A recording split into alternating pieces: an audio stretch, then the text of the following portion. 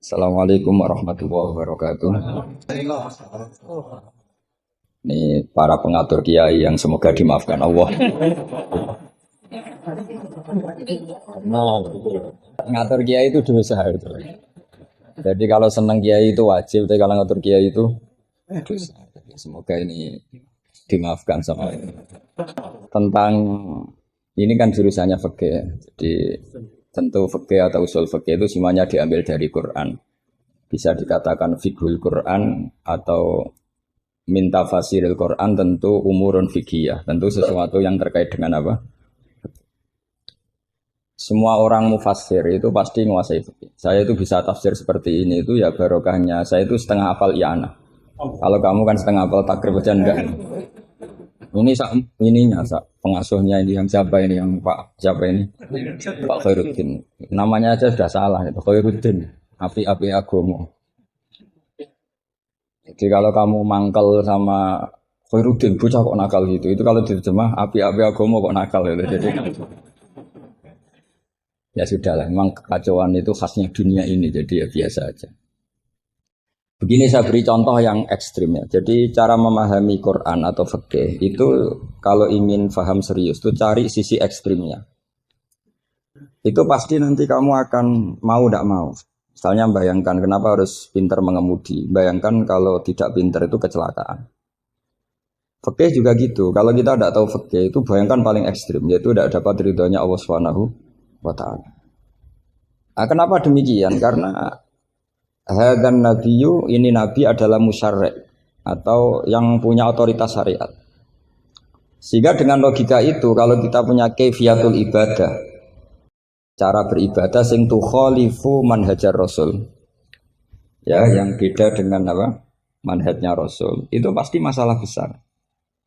Karena kita berarti musyarri' baru. Maka kritik terhadap kias. Ini tak anggap mahatali semua. Kritik terhadap kias itu apa? Potensi sebagai apa? Musyarri'. Tapi kritik pada faham zahiri ini tak anggap mahatali betulan karena yang mimpin sudah Khairuddin. Api-api aku. Jadi misalnya begini. Sesuatu yang sama itu kadang berdasar riwayat itu ketentuannya beda. Misalnya kalau kita pakai urutan dosa akbarul kabair, satu itu al-isyrak billah. Kedua adalah qatlul mu'min. Ketiga adalah az-zina. Tapi kadang-kadang untuk mengisbatkan seseorang musyrik atau mengisbatkan seorang itu sebagai qatil, itu saksinya tidak sebanyak zina. Logikanya kan semakin akbar, semakin saksinya lebih banyak. Tapi kadang secara riwayat tidak. Sehingga apa yang dikatakan agama? Menurut ahli hadis, ad-din huwa riwayah. Kalau menurut ahli hadis, agama itu riwayat. Karena kalau kita melogika, takut kita sebagai musyarri', sebagai penentu lain atau rivalitas dari Nabi dalam membuat aturan apa? Syariat. Oposisi ya kira-kira. Sehingga beragama itu harus riwayat. Nah karena beragama harus riwayat itu, saya termasuk orang yang menghafalkan hadis banyak. Saya tuh hafalan saya hadis itu banyak sekali. Bukan karena ingin lulus ma'adali, itu sudah ada ikhlas kalau ingin S1 barang itu. Tapi ya gak apa-apa, gak ikhlas juga gak apa-apa. Semoga dimaafkan Allah. Tapi saya hafal hadis itu bukan niatnya kayak jenengan ingin jadi apa? S1 terus guru TPQ nanti ketemu banyak ustazah yang cantik itu gak bener itu niat itu. Tapi memang aturannya seperti itu. Saya beri sekian contoh. Kalau agama itu tidak selalu mengikuti logika kita. Saya memberi contoh logika sosial. Karena ini yang paling mungkin dalam perdebatan ijtihad. Kalau ubudiyah kan kita sudah taslim ya. Cara sholat pasti seperti itu. Tapi saya beri contoh sosial. Menurut Anda jujur itu baik apa enggak? Kita pasti mengatakan jujur itu baik.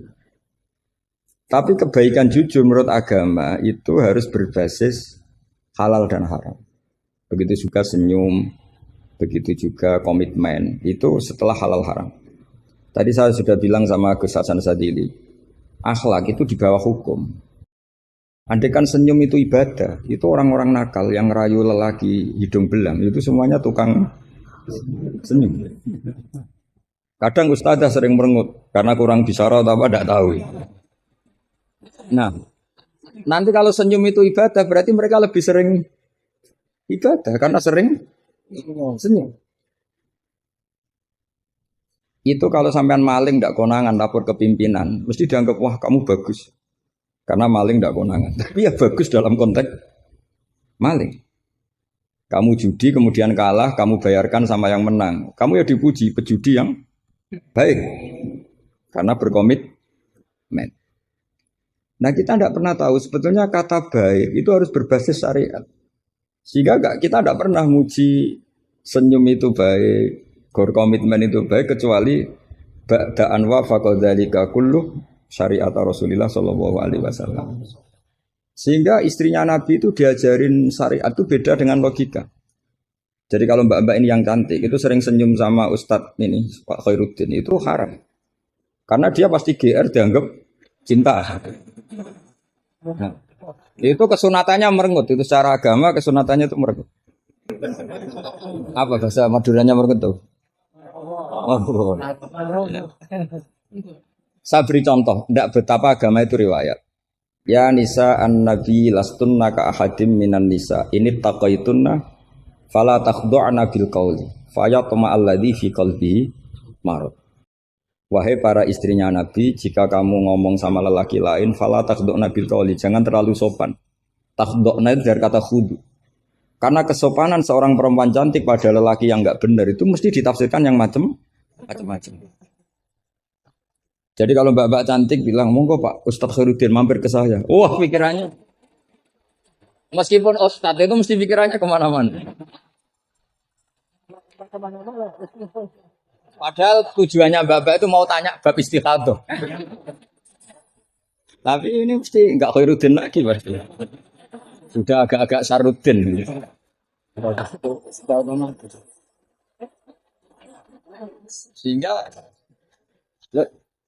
Sehingga aturan Quran jelas. Kebaikan khudu, kebaikan sopan itu harus ada ukurannya. Karena takutnya faya toma alladzi fi qalbihi marad. Orang yang hatinya sakit, melihat senyumnya perempuan yang niatnya sopan sekalipun ditafsirnya yang macam-macam. Itu juga fiqhul Quran. Makanya basis kita adalah mengenali fikih itu halal haram dulu secara riwayat. Saya ulang lagi secara riwayat, jangan secara akal. Kalau selalu pakai akal, mungkin kita naif. Misalnya begini, ayam yang menurut misalnya pakar kesehatan dianggap terindikasi flu burung. Sementara bekecot yang menurut madzhab Syafi'i haram, kemudian malah ditetapkan sebagai makanan bergizi. Andai kan kamu jadi mufti yang mengikuti ilmu ahli gizi atau kedokteran, misalnya. Kamu mengatakan apa coba? Terus kamu sok ahli usul fikih karena Mahatali baru masih seneng-senengnya dalil al-hukmu ya duruma ilatihi wujudan, masih amatiran masih. Wah ini bekecot ini ilatul hukmi sudah naf'u ya, memberi manfaat. Yang sementara ayam itu doror karena apa? Mengandung apa? Flu burung. Wah berarti yang bekecot halal, yang ayam haram. Kalau kamu bilang gitu kan taqabbala wa minna minkum. Bisa dicoret dari daftar dai. Kalau saya seperti yang dikatakan MC, saya tidak pernah takut suatu saat tercoret apa tidak pernah takut. Karena kita sudah biasa belajar ilmunya wali. Artinya belajar ilmunya wali nomor satu cari ridhonya Allah. Saya tidak pernah ingin terkenal. Dan kalau saya terkenal kok termasuk dosa yang menterkenalkan karena saya. Jadi fahisabuhum ya alaihim bukan alayya. Kalau Allah mau menghisab ya yang kurang penggawean itu. Ya kalau yang saya ngajikan itu baik, yang dapat pahala yang terkenalkan itu. Karena mereka sudah tidak bisa dapat pahala lewat alimnya ya sudah nge-share saja. Daripada niru alimnya berat ya sudah nge-share saja itu. Sehingga tadi saya sempat rembukan sama Gus Hasan Sadili. Kenapa Rasulullah itu ngendikan bu istuli utammima makarimal akhlak. Makarimul akhlak itu mutammimah, penyempurna. Tapi setelah basis halal haram. Tanpa itu nggak bisa ada makarimul akhlak. Apa artinya senyum sebagai makarimul akhlak dilakukan fasikoh yang menggoda lelaki. Coba lembaga-lembaga rentenir itu yang cantik-cantik itu tukang senyum enggak? Tapi yang mulang di masjid ngobrai santri jamaah merengut. Berarti hadal ustad merengut. Padahal kata Nabi konsen senyum. Ini lembaga rentenir senyum. Terus pahalanya banyak mana? Maka ukurannya adalah halal haram itu dikawal dulu. Baru setelah sesuatu itu halal, baru senyum itu sunnah. Ya, tapi kalau halalnya saja tidak kena, misalnya perempuan penggoda, perempuan nakal, terus senyum, ya tetap tidak ibadah, kan basisnya dari haram. Gak senyumnya MC ini, kan basisnya sudah ngatur dia itu haram. Itu haram. Jadi harus istighfar itu. Basisnya. Coba kiai kok diatur, jangan harus ngisi jam sekian Gus. Ngatur orang tua dia itu nggak boleh. Nggak ada dalam akhlak apa taklim mutalim kiai boleh apa? Diatur nggak ada. Makanya ini sebagai percontohan. Saya tahu anak-anak di sini ingin ngatur saya habis isya. Tapi supaya kamu dosanya tidak kebanyakan.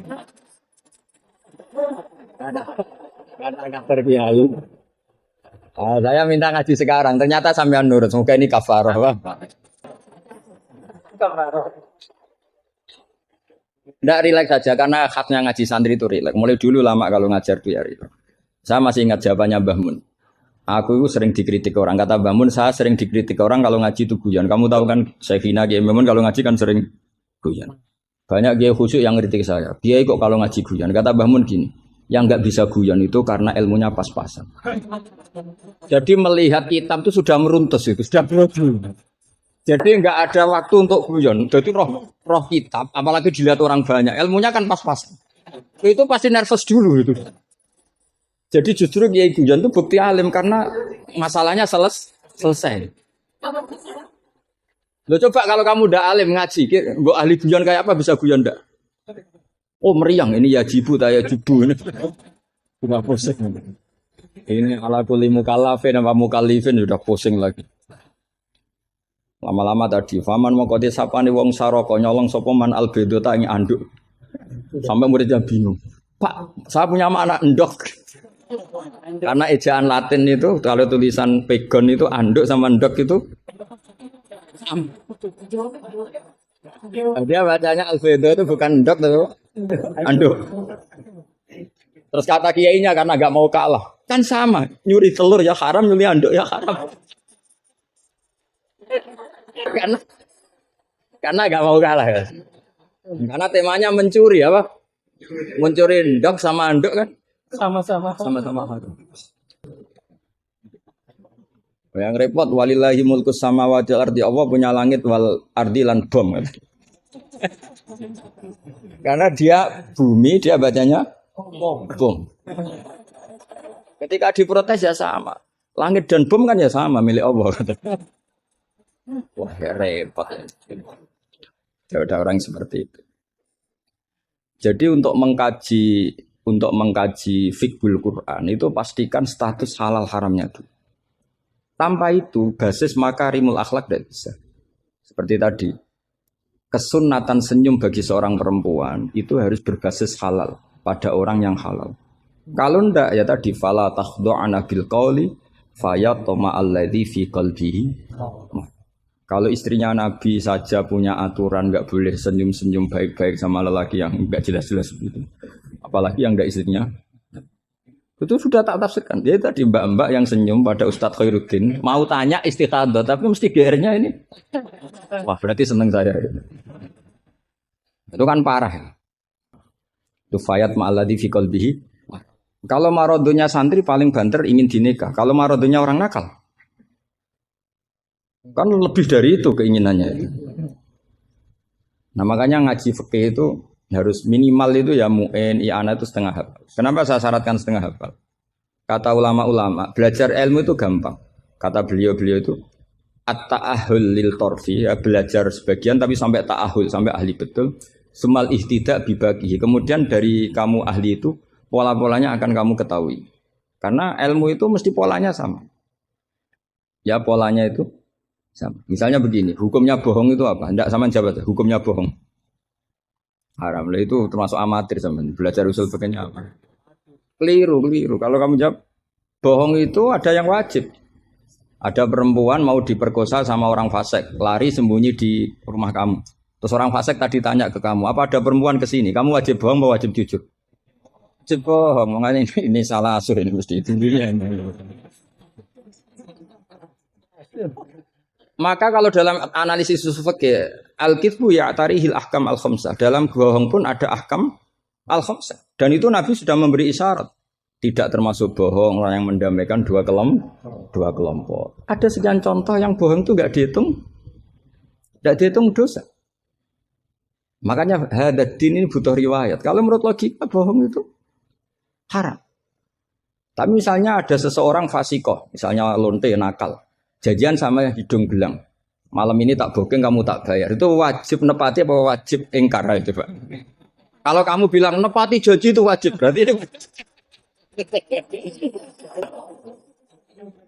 maka saya bilang tadi saya bukan sama Gus Ansari, coba ajarkan bahwa baiknya nepati janji, baiknya senyum itu harus berbasis halal dulu. Kalau senyum yang melakukan perayu fasiko, ya jadinya haram. Nepati janji yang melakukan fasiko, ya jadinya haram karena janjian untuk melakukan perzinahan. Nah ini kamu harusnya fikihnya Mahatali harus seperti itu. Jangan nurut Pak Khairuddin ini apa? Ini amatir. Masalah. Masa kenal saya baru ini sudah ngatur. Ini harus sepakat yang ngatur kiai itu bisa. Wong guru saya aja jarang ngatur saya kok orang lain ngatur. Itu Mbah Mun kalau nimbali saya mesti takoi nak pas nganggur kontrene. Ini ndak ngundang tanggalnya, jamnya diatur. Semoga Allah mengampuni.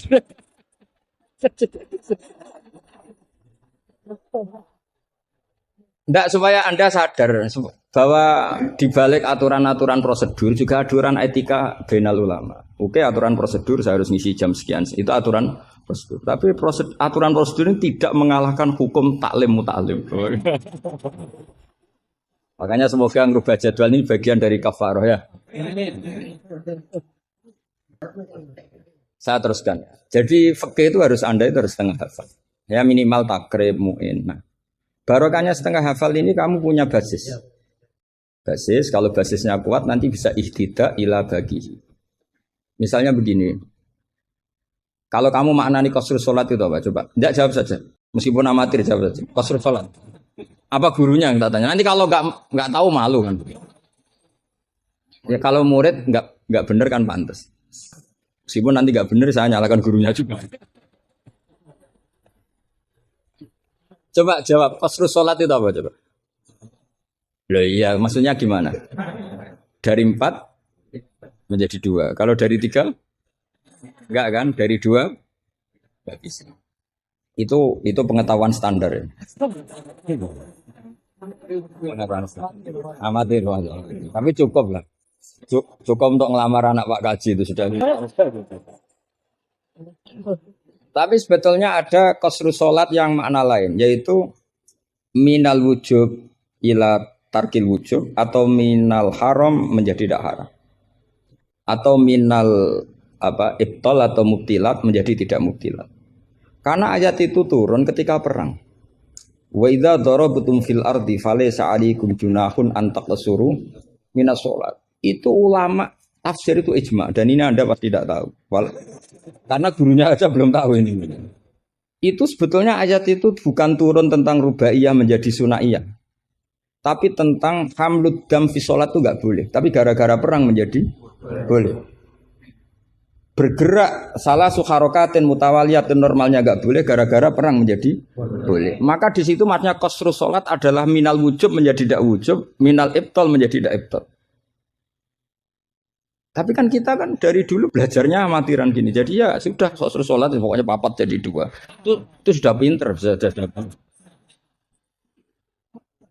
Makanya di antara yang terusannya ayat itu kamu harus membawa pedang. Karena padahal membawa pedang ini kadang mulat toh bidam. Pedang ini penuh dengan darah. Jadi antak suruh minas sholat tentu makna pokoknya seperti tadi 4 menjadi 2. Tapi ada makna yang justru dibawa oleh sejarah ayat itu sendiri, yaitu normalnya orang sholat tidak bawa darah, tapi ditoleransi saat nggak boleh gerak, ditoleransi saat perang. Misalnya sholat, istiqbalul kiblat wajib enggak? Wajib. Tapi fi syiddatil khaufi wajib enggak? Enggak. Nah, itu ya qasru sholat namanya. Jadi qasru maknanya mencendak, memperpendek dari syarat misalnya 100 atau 10 menjadi tinggal 4. Jadi qasru itu misalnya syara itu sihati sholat 10 gara-gara syiddatul khauf menjadi 4. La minas asroh ilal arba'ah ini juga qasru.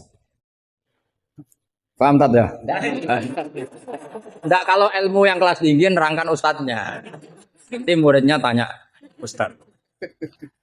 Jadi artinya apa? Kamu bisa memahami gitu tuh kalau mutabakhir bil arabiyah, karena dari awal maknanya qasru itu nyendak. Nyendak itu bisa tadi dari syarat 10 menjadi 4. Itu juga qasru. Coba dalam sholat syiddatil khaufi yang dikurting berapa coba? Yang didiskon. Bisa gerak lebih dari 3 kali. Boleh hamlun najasah, yaitu hamlut dam. Boleh tidak istiqbalul kiblat. Bahkan mungkin boleh ngomong dengan kadar yang penting untuk keselamatan orang Islam. Misalnya ada orang Abu Jahal mau bunuh Ustaz Khairuddin, kan bahaya bagi agama ini. Kalau Khairuddinnya meninggal. Terus kamu bilang, ya Ustaz, memperingatkan dia supaya tidak dibunuh. Kalam seperti ini juga tidak membatalkan sholat. Karena tidak dianggap ajnabi. Meskipun ini sangat mufhim, bukan sekedar karena beberapa kalimat. Nah seperti ini itu namanya juga qasru sholat. Tapi kita kadang-kadang terjebak. Qasru sholat itu maknanya ya dari rubaiyah menjadi sunatnya. Tapi kalau kamu nanti ngaji tafsir, ya maksudnya yang sekelas ini ya jangan hanya tafsir Jalalain, itu enggak ada. Nanti kamu protes, Gus Pak sudah tak cari di Jalalain enggak ada. Ya mesti enggak ada. Ya minimal ya tafsir yang 10 jilid. Yang belinya saja sudah susah apalagi bacanya. Ya kan yang belinya aja sudah apalagi bacanya. Kalau pakai Maktabah Syamilah itu kitab bakhil itu namanya. Orang kok enggak mau modal itu. Beli HP 3 juta mau, pas mau beli kitab hanya pakai Maktabah Syamilah. Berapa harganya? 20.000. Itu kriminal menurut saya itu. Untuk calon ulama itu masalah. Karena kalau tradisinya ulama kan baca kitab, ditakriri, dibandingkan, terus dimuqabalah. Karena kalau kutubus Maktabah Syamilah mau kamu takriri gimana ya? Apalagi nyuwun sewu kalau ada tahrif atau apa kita ada ikut tanggung.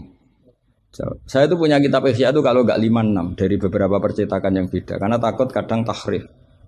Apa? Tahrif itu potensinya begini. Makanya saya sarankan kalau Anda ingin mengkaji tafsir itu minimal i'anah itu setengah hafal.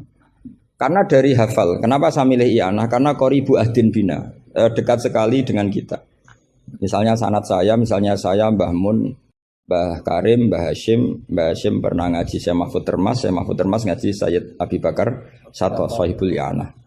Kalau saya sanad dari keluarga saya, malah mbah saya kandung, itu pernah ketemu sama Sayyid Abi Bakar Sato, pernah ngaji. Kalau sanad guru memang saya harus muter sampai 5. Di sebelah kiri juga sama.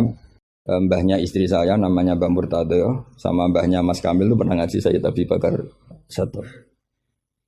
Sama saya tak cerita. Misalnya begini, ada kitab itu membuang la, dengarin ya, membuang la. Itu kalau Anda yang hanya belajar di Mahatali seperti ini, mungkin buang la itu aneh karena la itu kata inti, tidak itu kan kata inti. Tapi di orang Arab buang la itu biasa. Jika tafsir Jalalain selalu mengatakan la uqsimu bihadzal balad, la uqsimu biyaumil qiyamah, la zaidatun, la difonis ya zaidah. Wong la itu maknanya tidak kok dikatakan zaidah. Karena memang dalam muhawaratul Arab atau muhadatsatul Arab, mereka bilang la wawa. Orang Arab itu kalau bilang wawa itu enggak marem kalau tidak dimukadimai la wawa. Sehingga la difonis zaidah. Tapi problem dikatakan zaidah begini, apa betul iya? Karena kebalikannya juga ada. La itu ada tapi di lafaz tidak ada. Maksudnya di lafaz tidak tertera. Misalnya wa'alal ladzina yutiqunahu fidyatun ta'amu miskin. Coba kalau kamu maknani tanpa la. Orang yang mampu puasa pun enggak maknani tanpa la. Makanya tadi mukadimah saya kan kalau ingin belajar ilmu cari sisi ekstrimnya. Misalnya kalau kamu kangkang itu jelek, bayangkan kalau untuk cah jelek, tahu-tahu anak kamu jelek banget gitu. Itu kan cari sisi ekstrimnya. Itu kan tahu-tahu anak kamu nyesal punya bapak dan ibu kamu. Karena sebagai pesek keriting, bojomu ya pesek keriting, terus anakmu kayak orang Afrika. Nak lanang apa terus wedok. Itu kan kamu ikut dosa. Karena membuat generasi yang nggak laku rabi gara-gara salah ikut dosa. Makanya sebetulnya kalau nuruti logika cawe wedok untuk calon lanang elek agak sunat karena nolong merubah. Agak sunat sebenarnya. Tapi bisa saja cowoknya ini yang haram karena memperburuk. Karena biasanya kalau yang sahabatnya besar itu yang jadi. Karena yang wedok cantik, yang lanang jelek kan yang semangat yang lanang. Biasanya anaknya mirip. Nah, itu masalah kan enggak. Itu kalau menurut di fikih itu logika. Tapi fikih kan enggak logika juga apa? Riwayat. Saya teruskan ya. Kalau Anda tahu di fikih yang boleh fidyah itu kan az-zamin orang yang lumpuh atau asy-syekh. Asy-syekh sing ma'rad sing la yurja buruhu. Saya ulang lagi, kalau kita ngelotok fikih yang boleh bayar fidyah itu siapa? Orang yang sudah lumpuh atau orang tua yang nggak mungkin sembuh lagi, maka dia dianggap nggak mampu puasa diganti fidyah. Karena ada kepastian fikih demikian sehingga ketika kita baca ayat wa 'alal ladzina yutiqunahu tetap kita baca la yutiqunahu. Kenapa kita tahu itu? Karena basis fikih kita cukup. Meskipun tidak ada la tapi basis kita mengarah ke la. Berarti yang menentukan kamu alim itu basis fikih apa basis lughat? Basis fikih. Kebetulan secara lughat disahkan. Apa bukti disahkan secara lughat? Ada kalimat biasa yang tidak ahkam syariah tapi buanglah. Tawahi tafta'u tazkuru Yusuf la tafta'u tazkuru Yusuf. Ketika Nabi Yakub sampai setengah buta, kata anak-anaknya, "Sudahlah bah, kamu itu terlalu selalu eling ingat Yusuf." Tawahi tafta'u la tafta'u artinya ada membuanglah di dialog-dialog biasa. Kalau dalam dialog biasa bisa dibuang, maka dalam hukum juga bisa dibuang kayak wa 'alal ladzina yutiqunahu fidyatun ta'am miskin. La yutiqun. Ada lagi contoh yang mesti membuang lah. Ini mujma'alah pasti. Maksudnya secara makna pasti mujma'alah. Mungkin ada yang mengkaji fikul Quran. Ada ayat di bab kalalah itu yastaftuna qulillahu yuftikum fil kalala ini mruun halaka laisa lahu waladu wa lahu ukhtun falaha nisuma tarok sampai saat terusnya terus ditutup apa yubayyinu wallahu lakum antadillu. Coba maknani tampallah. Wow, sesat semua. Cara sekretaris tadi sudah di-X semua. Coba kalau maknanya tambah lah. Yubayinu nerangaken sapa Allahu Allah. Allah memberi penjelasan antandilu supaya kamu sesat. Betapa bodohnya kita. Itu jelas menyimpan la dan mujma'alah enggak mungkin kamu maknanya tambah la. Karena kalau tambah la maknanya Allah memberi penjelasan agar kamu sesat. Itu mbok guru paling goblok pun enggak akan segoblok itu gitu. Akhirnya tafsir Jalalain ya urun, biasanya urun itu urun rembuk. An sama ta terus dikasih la ya, biasanya tafsir Jalalain kan gitu. An terus dipotong ditambahi la. La ini di luar kurung karena enggak Quran, yang dalam kurung Qurannya terus la itu urunnya Imam Suyuti atau tafsir Jalalain. Pasti maknanya musma'aleh membuang la. Nah, kalau ada yang tidak membuang la pasti punya solusi lain yang maknanya sama. Misalnya gini. Kalau kamu belajar nahwu, saya ulang lagi, kalau kamu belajar nahwu alfiyah lah. Saya tuh alfiyah juga sarahnya itu setengah hafal karena saya butuh paham. Ya butuh paham. Kamu milih mana buang la sama buang mudhof? Populer mana di nahwu? Ulama nahwu ada yang milih lebih populer buang mudhof. Misalnya was'alil qaryah was'al ahlal qaryah. Ya misalnya gitu. Nah makanya ulama daripada buang la itu enggak pati lughatun ma'rufah, enggak pati begitu dikenal, milih buang mudhof. Artinya terus bilang gini, yubayyinu wa lakum karahiyata antadillu. Allah memberi penjelasan karena Allah tidak suka kalau kamu sesat. Terus karohiyah gitu. Nah ini kan urusan makna, urusan pilihan lughat, tapi semuanya sepakat maknanya harus seperti itu. Tapi ada yang milih buang la, ada yang milih buang mudhof. Lah kira-kira secara rasa nahwu kamu milih mana sih? Wong kowe ram lagi saiki kok milih. Tapi tetap kita tahu, nggak mungkin yang dimaksud Allah memberi penjelasan agar kamu sesat.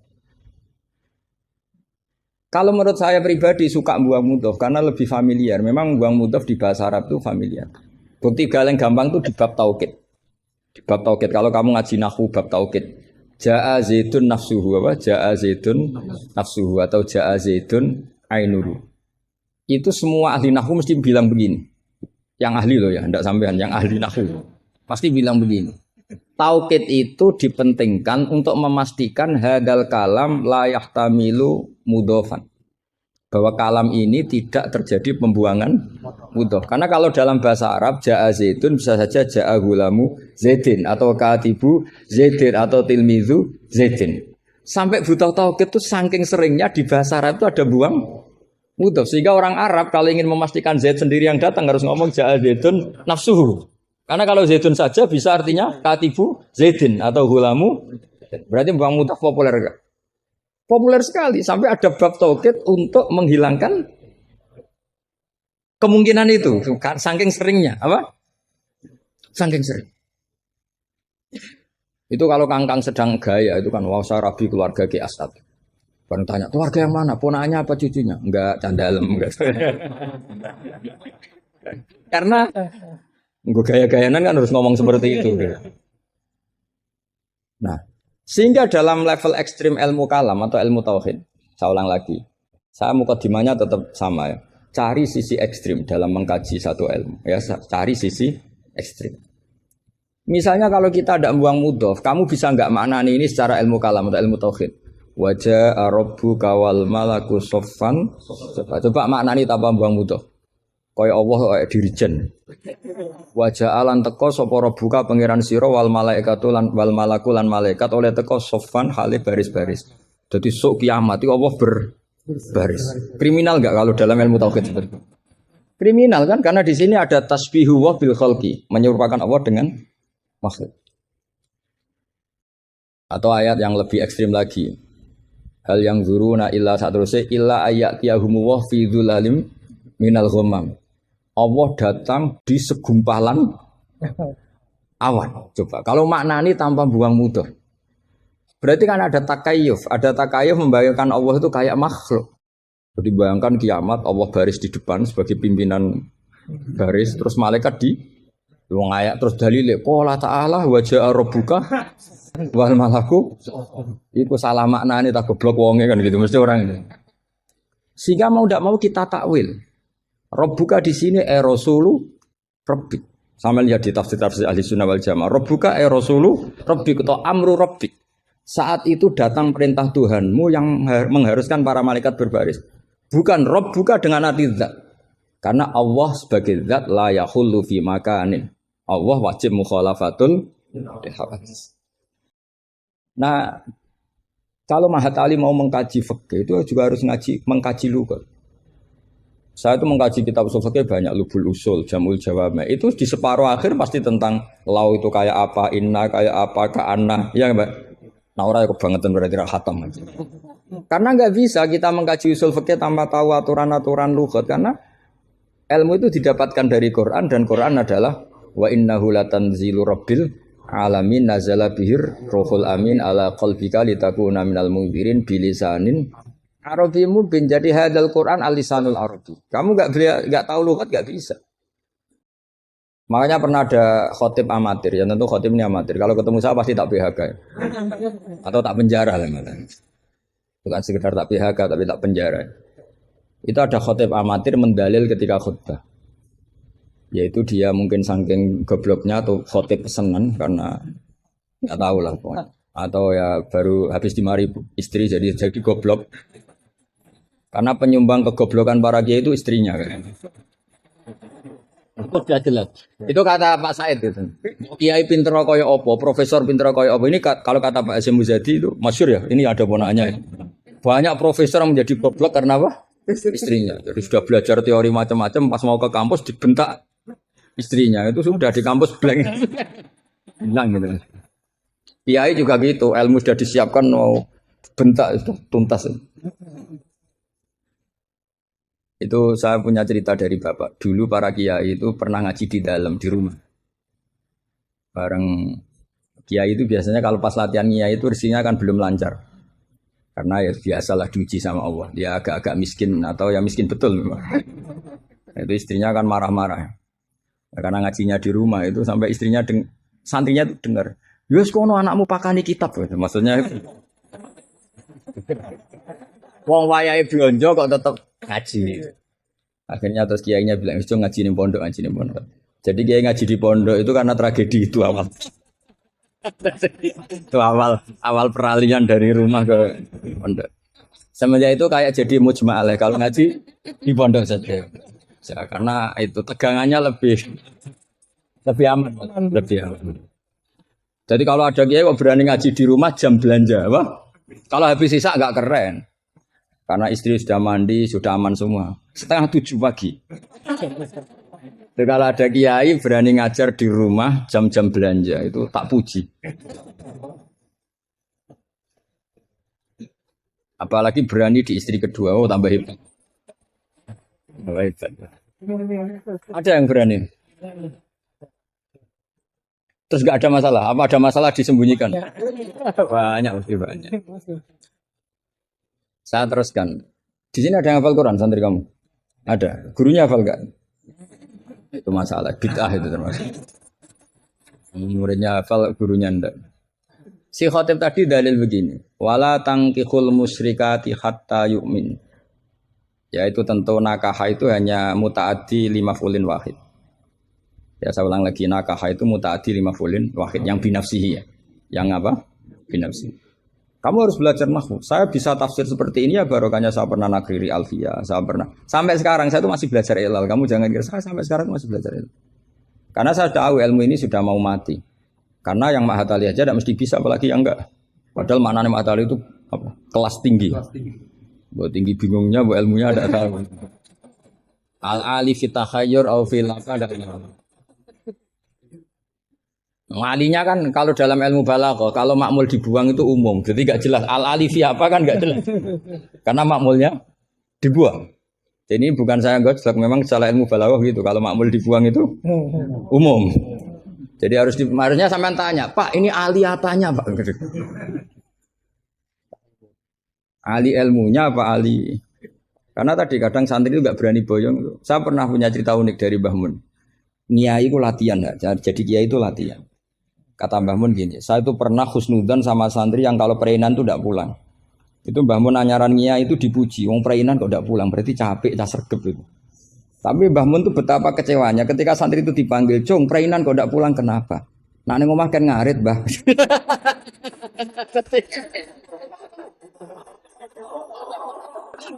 Jadi artinya Mbah Mun tuh kecewa karena husnudzonnya itu enggak tembus gitu. Nah, bisa saja sampai meneruskan Mahat Ali itu bukan karena nyari ilmu. Neng omah wopo gitu. Jadi husnudzon itu ya kalau keterusan itu ya jadi goblok gitu. Saya enggak tahu, coba niat kamu Mahat Ali itu nyari ilmu apa daripada di rumah enggak jelas. Enggak usah dijawab itu, sudah kita sudah dijawab. Ya, wala tangkihul musyrikati hatta yu'min. Terus wala amatum mu'minatun khairum min musyrikati walau ajabatkum. Karena depannya wala tangkihu, berarti maknanya kan gini. Wala tangkihu lan ojo nekayo sira kabeh ayyuhal mukminun, karena khitabun lil jam'il mudzakkar ya, khitabun lil jam'il mudzakkar. Al musyrikati yang pira-pira wedok musyrikah, perempuan musyrikah. Nah, karena depannya bi fathita, saya ulang lagi, karena depannya bi fathita. Ayat yang kedua atau alinea kedua ya, alinea kedua atau qadhiyah kedua. Itu tetap dibaca wala tangkihul musyrikina hatta yu'min. Tetap dibaca wala tangkihul. Itu sehingga orang Arabia enggak hafal Quran, tapi dia malakah bil Arabia. Saya ulang lagi, dia ada ahli Quran tapi malakah bil Arabia karena dia dzauqus salim, al-urbul khulsu, dia orang Arab asli yang belum tercampuri oleh mu'arrab, oleh Arab-Arab palsu. Tidak Arab muwalladin kalau dalam bahasa balaghah. Terus bilang gini, ya khotib, katanya Pak Khotib, apa betul itu Quran? Kalau itu betul Quran, saya kecewa dengan Quran. Kan? Karena maknanya menjadi gini. Wala tangkihulan ojo nekai siro kabeh para mukmin lelaki. Karena khitabun jamil mudzakkar. Al musyrikina ing lanangan musyrik. Yang mau nikah sama lelaki musyrik itu ya siapa? Gitu. Mbok ndak usah dilarang ya ndak akan kita lakukan gitu. Mas, artinya gini kan menjadi tidak mutu kan. Misalnya saya ngandani jenengan. Kang, ini kan kalau di sini bahasa Madura Kang ya Kang sama. Kang kowe aja nikah mbek Pak Khairuddin. Loh, enggak usah dilarang juga enggak akan kamu lakukan. Bisa muta-muta kamu kalau nikah sama lelaki kan gitu. Tapi kalau dibaca bifat khita maknanya seperti itu. Kalau bifat khita maknanya seperti itu. Maka semua ulama qurra ijma, saya ulang lagi ijma bacanya bidomit ta apa?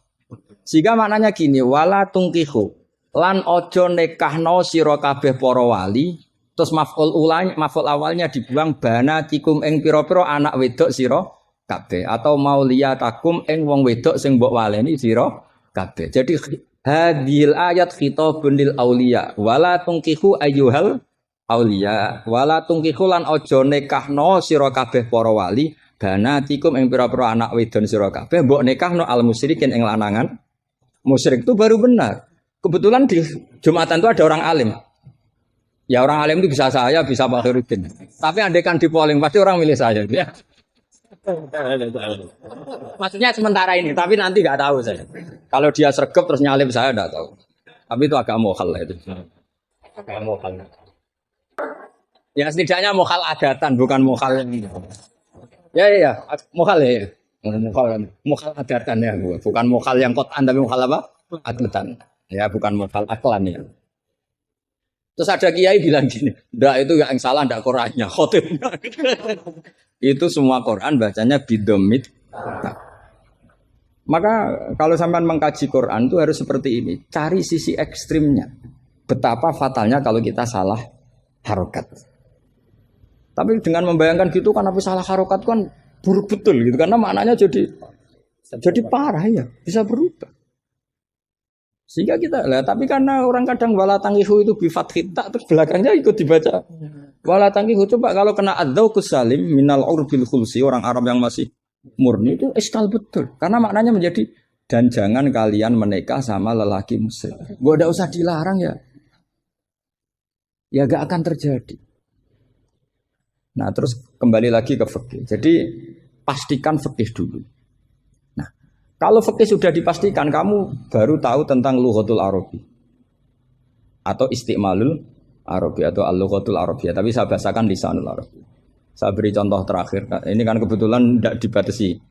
Yang saya dibatasi saja mau mengakhiri ini. Saya biasanya kalau ngisi ya 35 menit. Ini tinggal 5 menit. Ini terserah ustadznya. Ada sesi tanya apa enggak? Kalau ada sesi tanya, resikonya yang goblok kita goblokin. Terus resikonya. Kedua, gurunya ra tanggung jawab. Nganti takok ngenteni ngundang kiai. Karena gurunya nakalan, belum dicucuk, belum dihormati, tapi kalau ada muskil nyewa kiai. Itu minsui adabi itu. Pasti guru yang enggak baik. Dicucuk mau, dihormati mau. Ketika ditanya, doa Gus Pak aja.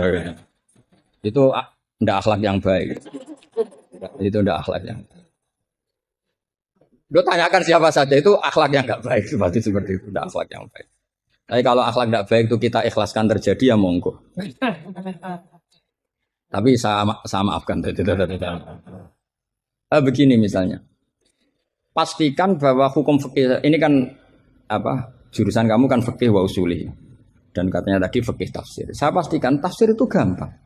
Pastikan kamu tuh alim fikih. Ya tadi minimal itu setengah hafal ya. Tidak harus hafal betul, tidak mungkin. Nah, potongan sampai itu tidak mungkin setengah hafal. Ini bukan sultan, bukan sul yakin. Bulan-bulan kalau seugon masih baik ya Pak. Yakin. Loh sama enggak usah tersinggung biasa aja. Wong saya hanya ngomong hati saya tetap husnudzon. Bedanya ulama sama enggak gitu. Ulama itu rileks tapi hatinya salimal qalbi, salimas sarir. Kalau orang munafik lisannya bagus tapi hatinya jelek. Jadi kalau saya lesannya bagus, terlalu bagus malah bahaya. Karena khasnya orang munafik tuh lesannya bagus. Wah, saya ngawur itu masih ada ilmunya.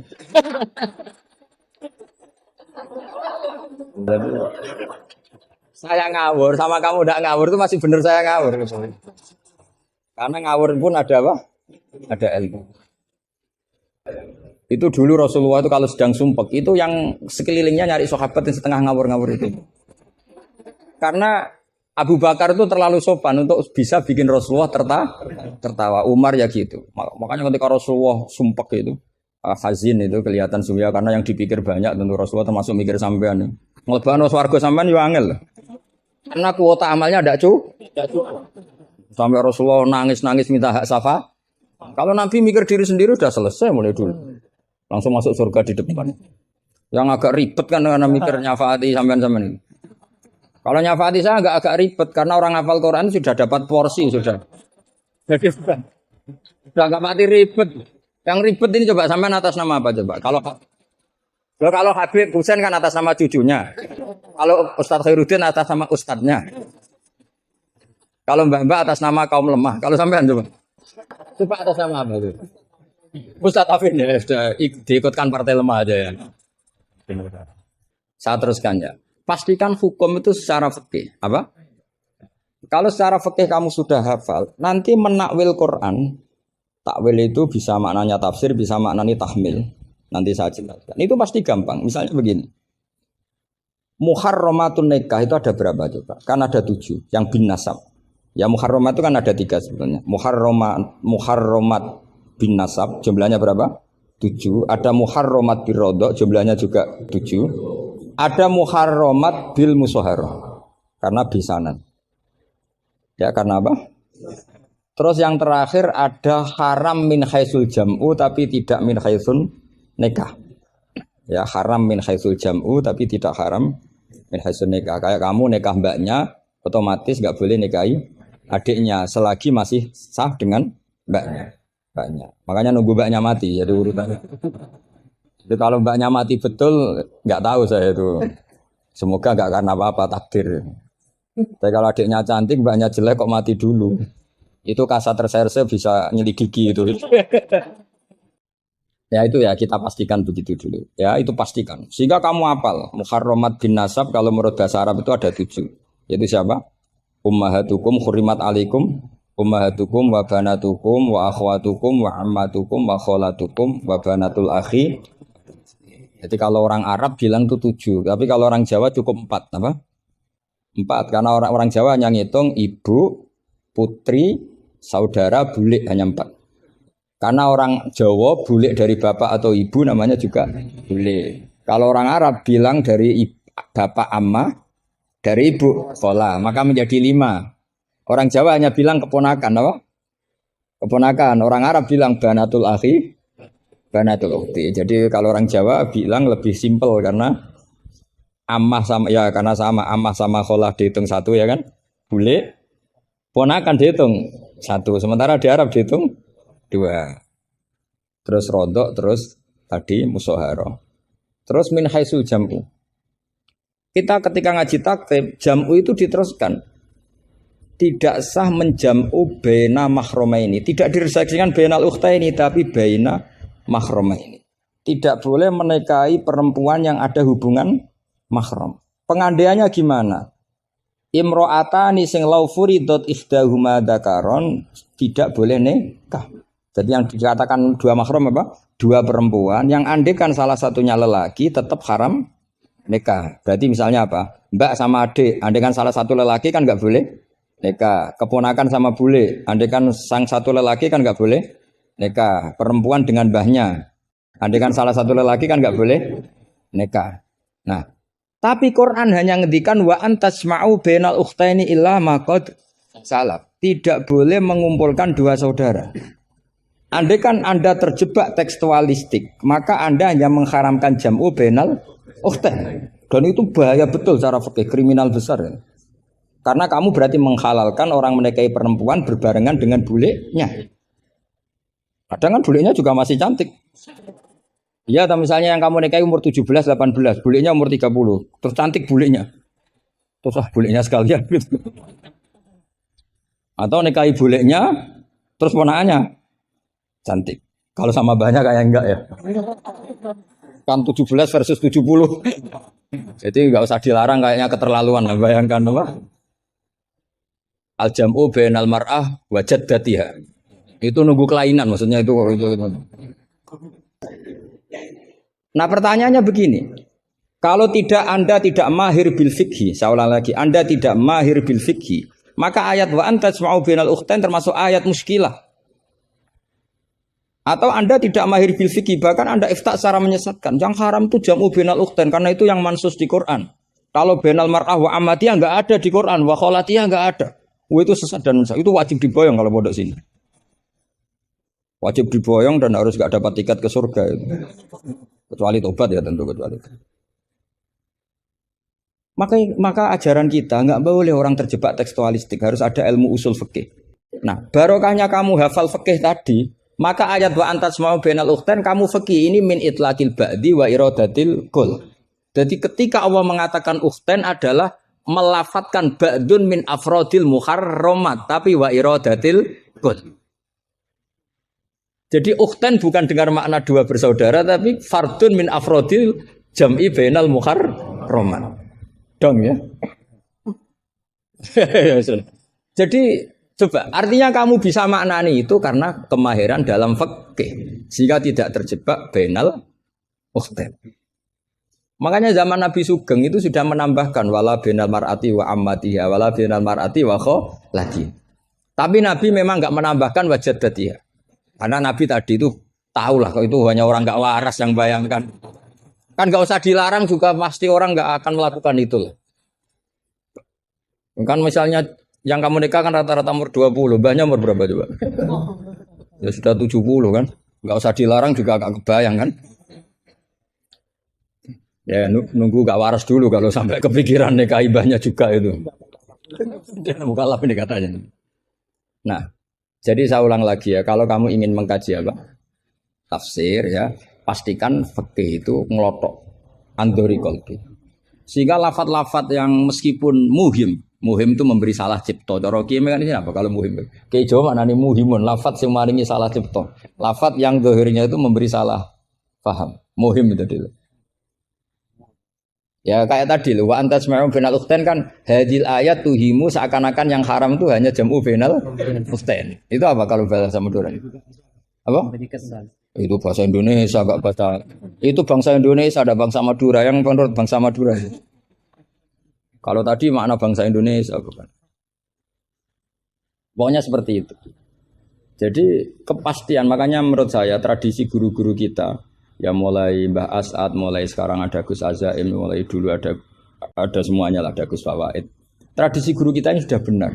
Orang itu nggak boleh belajar tafsir Jalalain sebelum belajar mabadi fikih, pesolatan, sulam taufik, sulam safina. Sekarang itu termasuk minal fitan besar, termasuk fitnah besar sekarang. Orang belum belajar apa-apa langsung belajar tafsir. Saya ini kecelok ahli tafsir, tapi belum pernah saya baca tafsir secara masif. Saya tiap ngajar tafsir pasti ngajar fikih. Saya sampai sekarang masih ngajar Muhadzab, ngajar Fathul Wahab. Bahkan kitab terkecil fikih pun saya ajarkan, yaitu Sulam Taufik. Saya ngaji tafsir hanya 2 minggu sekali. Itu pun saya mesti ngomong fikih. Karena takut tadi. Takut orang-orang itu hanya ngomong tafsir, tidak ngomong apa. Itu termasuk ngaji khasa tafsir itu mesti ngomong fikih. Bahkan Pak Quraisyihab, Profesor Quraisyihab mengagumi saya dari segi saya selalu ngomong fikih. Karena tadi gak kebayang tafsir ini kalau gak dikawal fikih coba. Misalnya kalau antas mau bainal ukhtain terus kamu secara lama bilang, "Oh ini jelas Allah hanya mengharamkan bainal ukhtain." Kalau boleh kan ya masih cantik. Waduh. Itu kalau saya jadi kiainya, saya langsung sujud sama Allah, ya Allah jangan kasih tiket surga. Bukan sekedar tak boyong. Kalau tak boyong masih bagus. Tapi kalau kita ngelotok fikih, secara fikih sudah angzori kolbin pasti tahu. Hadil ayat ini cara balaghah min itlaqil ba'di wa iradatil kul. Jadi ketika Allah menyebut bainal ukhtain mewakili makna bainal mahramin. Apa? Bainal mahram. Itu kan sama seperti Nabi ketika tawaf cung yo ning Hajar Aswad. Manane ya semua Ka'bah. Ora kok kowe mau bengi Hajar apa? Hajar Aswad. Itu biasa dalam bahasa Arab seperti itu. Sama seperti Nabi, orang baik adalah yang memegangi anak yatim, ngelus-ngelus kepala anak yatim. Kayak ngelus-ngelus tok bisa wong akeh. Maksudnya ngelus-ngelus itu bukti tarohum, apa? Sayang lah, sayang itu dibuktikan dengan memberi kebutuhannya. Jadi ngelus-ngelus itu ya sambil ngasih 50.000 atau ngelus-ngelus tok ya repot. Iki kiai aneh cah yatim dikumpul loh. Dilus-lus tok karena hadisnya mau masur sil yatim. Ya ada seperti itu. Masui wa ibaratun anit tarohum. Wa tarohum ya min ayakuna infakon au ghairu infak. Ya harus seperti itu mau tidak mau. Kan makanya terus di pondok-pondok diajarkan bala kok. Kalau nggak diajarkan bala kok repot. Coba kalau kamu nggak ngaji bala kok. Ayat ini maknanya arah kamu masuk neraka, tak jamin masuk neraka. Nanti tak pesankan imam siapa? Malaikat Malik ya, bagian ngurusin neraka. Tak suruh mendaftar di depan gitu kan. Coba kamu maknani tanpa balaghah. Yukhadi'una wa huwa khadi'uhum coba. Yukhadi'una bodoni sapa wong akeh Allah ing apa. Wa huwa lan utai Allah ya khadi'um bodoni mereka ya coba. Wah, tadi mereka menipu Allah apa balas? Kan kacau kan. Seperti itu ulama balaghah sepakat ini mimbabil musyakalah apa mimbabil musyakalah karena mereka menipu Allah maka musyakalahnya dikatakan wahwa khadihum tapi dengan makna yang berbeda. Jadi maknanya wahwa Allah khadihum yang membalas tipuan mereka. Padahal kata membalas itu tidak ada di situ.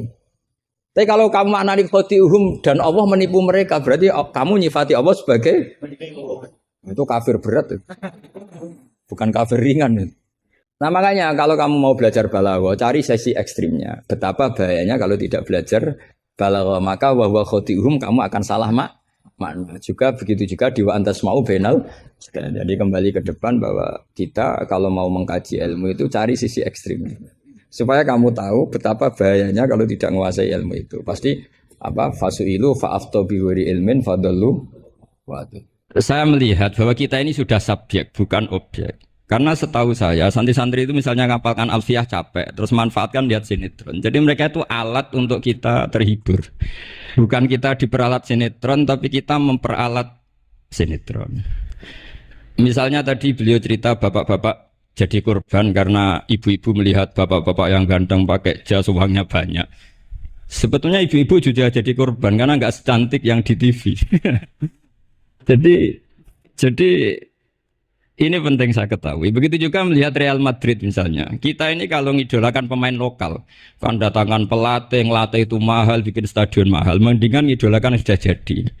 Lagi-lagi mereka kita jadikan objek dari keinginan kita yang nggak mau repot-repot ya beli yang instan gitu. Jadi ini mungkin yang saya beda dengan beliau. Saya ini sering ketemu para dokter, para profesor di Jogja. Bahkan saya bikin komunitas grup diskusi kematian. Itu profesor-profesor yang mau mati itu sering diskusi sama saya. Kenapa ini penting? Karena mereka bilang gini, Pak Bahak, dunia ini pasti kita tinggalkan saja, perumusnya banyak. Masa kematian yang kita songsong nggak ada rumusnya gitu. Makanya kita bikin tim perumus kematian. Terus saya bilang, ini bedanya profesor sama intelektual. Kalau intelektual itu diskusikan yang profan, dunia itu profan, nanti habis. Kalau kematian itu abadi. Maka untuk orang jadi profesor, sarannya harus tahu tentang kematian. Dari provokasi ini banyak teman-teman diskusi kematian ini. Ini penting saya utarakan karena dunia apapun hebatnya, seperti yang dipandang Mas Hakim, bisa dibalik juga. Misalnya orang bilang Israel nggak bisa dikalahkan. Sebetulnya hingga sekarang pun Palestina nggak bisa dikalahkan. Hebatnya apa? Israel nyatanya tidak bisa menghilangkan Palestina. Paling di Google dihapus gitu saja. Sama. Apa sih hebatnya punya TV banyak, pemirsanya banyak? Sebetulnya TV itu menggantung banyak pemirsa. Dan itu kita. Sebetulnya mereka yang bergantung kita, apa kita yang bergantung mereka? Zaman ibu-ibu belum ada sinetron, mereka terhibur, ngerasani tonggo, petanan, macam-macam. Artinya punya cara untuk hiburan. Lalu TV-TV ini menjadikan mereka objek untuk jadi kaya. Ini gimana supaya kita jadi kaya, mereka jadi pemirsa, jadi apa macam-macam. Jadilah kita objek. Tapi karena kita orang pinter, ibu-ibu pinter, sebenarnya TV mereka subjek juga ibu-ibu. Delok bojone ra ganteng ya delok yang di TV kan gitu. Jadi ini pembanding saja karena ini acaranya seminar, nanti eksekutornya yang penasehnya Gus Yofur Mukharirnya ini nanti itu. Jadi menurut saya ini saya seperti pesan Gus Iid, kita sirsan saja, serius tapi santai. Karena setahu saya sering diskusi sama Gus Yofur. Kemarin diskusi tentang waktu di Denmark, di Eropa itu disamakan, dikonversi waktu yang ada Katulistiwa. Apa setiap negara punya aturannya sendiri. Karena Denmark itu ada masa tertentu yang siang itu sampai 3 bulan. Sampai sekarang saya sering diskusi sama beliau tentang itu, terus tentang mina jadi, tentang macam-macam lah. Setahu saya begini ya, pernah ada guyonan di beberapa ulama. Pernah dipertanyakan, cengkeh itu kan wangi, sehingga kalau kue tar itu dikasih cengkeh. Oke, kita sepakat dalam konteks bikin kue tar itu cengkeh dikategorikan pewangi. Lalu kategorinya adalah pewangi. Pertanyaannya berarti kalau orang haji, ikhram, merokok itu wajib bayar dam karena pakai pewangi. Itu hampir putus. Karena dikonsensus oleh ahli-ahli pakar kue itu termasuk kategori pewangi. Tapi ketika ada pembanding ini Mas, ini pentingnya pembanding.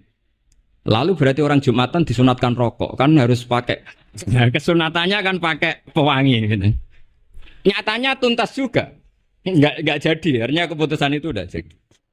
Jadi kalau saya ditanya Gus Barok, cara ngelawan apa hegemoni barat atau derasnya media massa, ya sudah kalau nggak punya kan nggak keserang. Makanya saya tidak punya gitu. Jadi orang susah ada gelombang pornografi kan karena lihat. Gus Barok mungkin lihat sehingga merasa ada gelombang pornografi. Lah saya kan tidak punya, makanya saya nggak serang. Karena dulu ngaji saya itu Darul Mafasid Muqaddamun ala Jalbil Masoleh. Kalau disara-saran saddan lidharo'e, kalau rawan bahaya ya tidak usah. Ya saya kira gitu, kira-kira alasan saya kena. Selain mungkin saya tidak kuat beli Gus Barok gitu. Tapi kan tidak pantas, saya termasuk orang yang dianggap keren terus nggak kelar itu, tidak mampu beli. Tapi yang saya mencintai anak-anak Anwar karena salma mater dengan kita, dan nanti kalau misalnya ada tanya jawab ya biasa saja seperti dulu. Anda tidak harus yakin saya benar, meskipun Anda jangan yakin pendapat Anda benar. Tapi masalah media memang mulai dulu Banu Tamim itu pernah juga datang ke Rasulullah bilang innamat hanazinun wa dhammana syainun, itu masyhur. Ya Muhammad, kita ini iman tanpa dijajah Anda. Kita iman karena bukan kalah perang. Dan kita komunitas yang besar. Sehingga perlakukan kami dengan khusus. Karena sekali saya muji Anda, maka pujian kita adalah menjadi zainun laka. Menjadi hiasan, menjadi pencitraan yang bagus bagi Anda. Wa inna dhammana syainun, sekali kita mengkritik kamu, maka kamu dalam bahaya. Syainun, maka kamu akan hina. Apa jawab Rasulullah? Enak saja Nabi jawabnya. Zaka Allah. Kita ini orang iman. Kalau dikritik media ya tenang saja. Yang penting intawah benar. Nah mungkin saya latihan di makom itu sehingga saya itu sama media biasa saja. Istri saya lihat sinetron. Setahu saya gitu. Bersumpek itu delok dunia gitu. Hiburan delok sinetron. Ini sebenarnya kita subjek apa objek? Kalau menurut Mas Hakim objek. Kalau saya ya kita subjek. Kalau bosan ya ganti saja. Kalau bosan, jadi kita yang memainkan mereka, bukan kita yang dimainkan mereka. Yang pegang remote kita.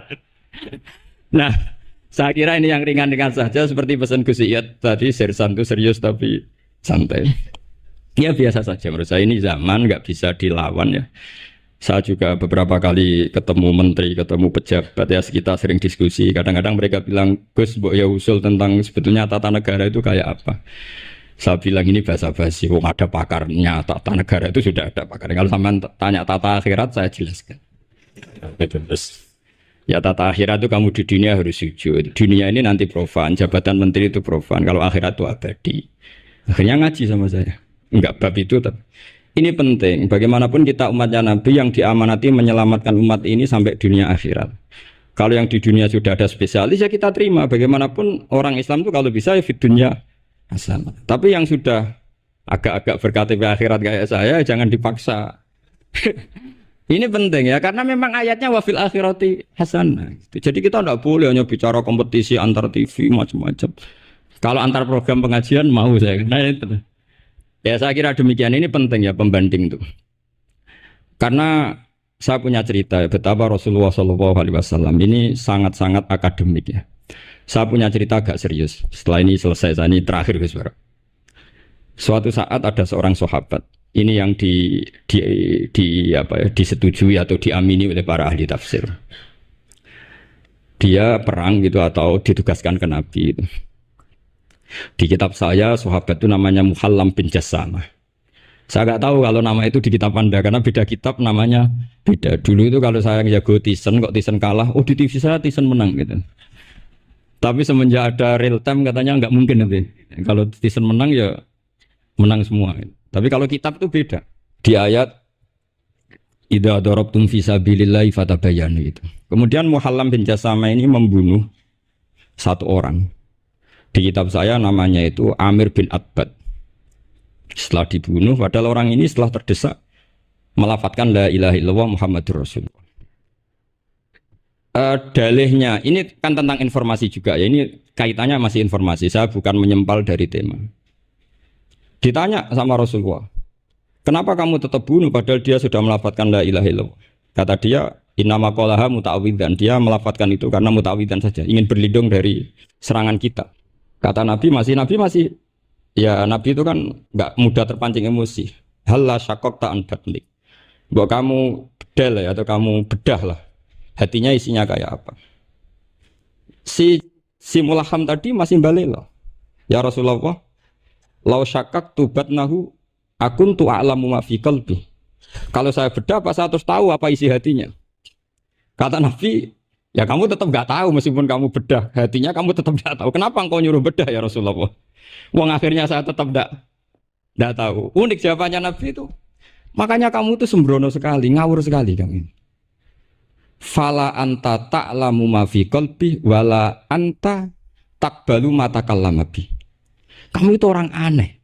Tahu hatinya ndak akan tahu, tapi menerima omongan yang zahir juga nggak mau. Terus mau kamu apa? Kemudian orang ini itu dianggap punya kesalahan besar. Satu, bantah Nabi dan membunuh orang sing talafadhu bi kalimati la ilaha illallah. Akhirnya ketika dimakamkan itu lafadzatul ardh. Dimuntahkan oleh bumi sampai 3 kali. Rasulullah ngendikan innal ardo taqbalu man huwa syarrun minhu walakinnallaha wa'adzakum alla ta'udu.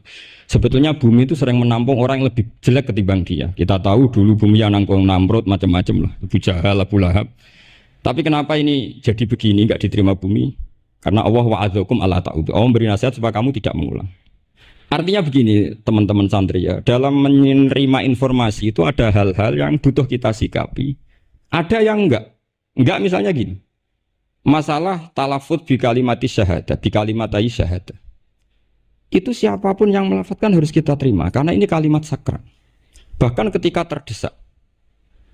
Yaitu masyhur itu dalam cerita sebagian kitab Usama bin Zaid itu pernah membunuh orang padahal sudah talafadhu bi syahadatin. Itu sama Nabi disalah-salahkan. Padahal kata Usama, tapi dia sudah memotong tangan kita, kaki kita. Masa pas kita punya kesempatan tidak boleh bunuh ya Rasulullah? Kata Rasulullah tetap saja ngendikan kaifa tasna'u bila ilahil wahida ja'at yaumal qiyamah. Terus begitu. Nah ini kalau dalam ilmu tafsir atau ilmu hadis disebut kebenaran absolutisme. Sehingga ada hadis mangqala la ilaha illallah dakhalal jannah wa in zana wa in saraq. Kalau di bab fikih informasi itu bisa kita terima kalau mukhbirnya itu adil. Datanya valid. Tapi khusus kalimat syahadat itu tidak, wa in zana wa in saraq. Harus kita terima. Sehingga kita tidak pernah mengkafirkan orang fasik. Misalnya lonte ditanya Tuhan siapa ya Allah. Rektor Al-Azhar jawabnya ya Allah. Ketua MUI ya jawabnya ya. Jangan karena misalnya copet bilang Tuhan itu Allah terus MUI bilang wah saya tak jawab yang lain lah nanti sama gitu. Saya pernah ditanya sama dosen di Jogja, Pak Bahak kenapa ada kata wa in zana wa in saroko? Kesannya itu Islam membolehkan zina. Terus saya bilang ini contoh absolutisme kebenaran. Jadi kalau kebenaran itu absolut kita terima dari siapa saja. Tukang becak ngomong dapat 2 tambah 2 ya 4. Lonte bilang 4. Pakar matematika 4. Rektor UGM nanti ya bilang 4. Sama. La ilaha illallah itu kalimat yang absolut. Sehingga di TV misalnya, apapun TV Yahudi atau TV Nasrani, kalau programnya itu benar menerangkan kebenaran, meskipun mereka niatnya bisnis. Tapi kalau kalimat itu kalimat yang benar, ya mau tidak mau kita terima. Terus kedua, ada informasi yang kita sikapi dalam suasana genting. Kayak zaman perang Uhud, ada isu bahwa Rasulullah itu kutilah, dibunuh. Kemudian ini melemahkan para orang Ansor dan Muhajirin, atau Muhajirin dan Ansor. Terus kata Rasulullah, Umar, ajibu, kamu harus menjawab bahwa saya masih. Akhirnya Umar berteriak keras bahwa Rasulullah itu masih hidup. Ini contoh-contoh informasi yang secepatnya harus dijawab. Terus ketika informasi yang nggak penting dijawab karena memang sudah hoax, sudah sampah. Misalnya gini, orang melihat di TV infotainment itu nggak pernah yakin kok benar apa enggak. Ibu-ibu itu butuh hiburan, melupakan suaminya, utangnya, macam-macamnya. Makanya saya bilang, ibu-ibu ini subjek, bukan objek. Jadi ini yang saya beda dengan Mas Hakim. Tentu saya punya sisi kesalahan karena saya juga nggak perlu akurat, karena ini tidak bidang saya. Tapi cukup jadi pembanding, karena ini menyangkut harga diri Mas Hakim. Kesannya kalau kita objek kan kita ini kayak orang bodoh yang diatur-atur gitu loh.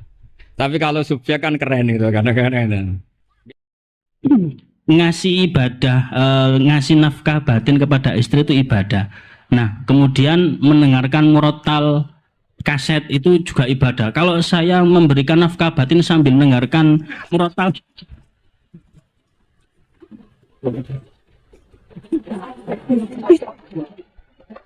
nah itu gimana hukumnya? Kan sama-sama ibadah.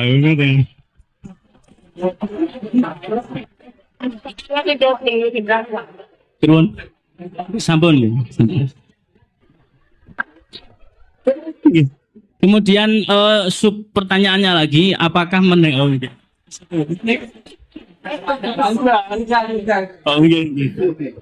jadi murotal tadi apakah wajib kita mendengarkannya, karena rekaman, Baik, yang terakhir, perkenalkan nama saya Afifuddin dari Fakultas Ilmu Administrasi. Namanya siapa? Afifuddin. Beda dengan ini, Afif. Enggak Afifullah. Kalau ini muannas yang saya mudzakkar. Baik, saya tidak keluar dari konteks dan saya tidak korupsi. Saya hanya satu jawaban saya di dalam hadis Sahih Muslim, al-mu'minu al-qawiyyu khairun wa habbu ilallah minal mu'mini wa adh-dhaifi. Yang jadi pertanyaan saya adalah bagaimana apabila ada orang kuat punya kemampuan tetapi lebih memilih uzlah seperti yang dilaksanakan oleh Imam Ghazali ketika menjadi rektor di kampus An-Nizamiyah. Kemudian beliau menemukan segala sesuatu yang mengatakan bahwa saya harus lebih uzlah daripada jadi rektor, saya keluar saja, saya uzlah saja di masjid sampai akhirnya bisa menghasilkan karya yang monumental yaitu Ihya Ulumuddin. Jadi mohon arahan dari Gus Pak lebih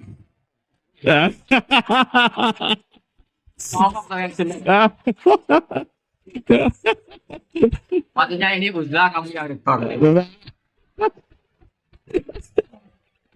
Yeah, mohon arahannya Gus, antara uzlah dengan menjaga kekuatan itu lebih bagus mana? Terima kasih. Terus tadi yang dari jenengan tanya apa tadi? Murotal lah tadi. Kalau ngawur kira-kira.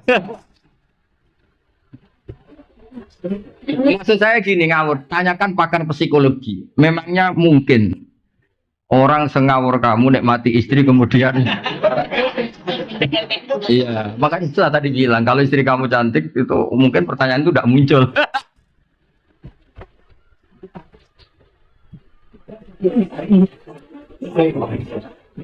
Karena sambil kecewa makanya sambil bisa mendengarkan. Ya kan, karena sambil kecewa makanya sambil bisa mendengarkan. Tapi kalau all out nggak bisa ya. Ya makanya pertanyaan tadi itu kadang-kadang ngawur itu ya penting. Jadi itu kan sebetulnya hadis itu bukan untuk tadi untuk fardiyah tadi untuk pengandian itu. Bukan untuk pengandian. Nabi itu ingin semua kebaikan sebenarnya mudah, keseharian kamu itu sudah ibadah. Termasuk ngumpulin apa? Istri. Nah itu Nabi itu hanya ingin cerita tentang betapa mudahnya masuk surga. Makanya saya itu termasuk kiai yang menyetujui itu. Masuk surga itu gampang. Saya sering bilang ke jamaah saya, surga itu kan kamu sudah dikasih kuncinya, miftahul jannah la ilaha illallah. Ini neraka kamu tidak punya kuncinya kok bisa masuk.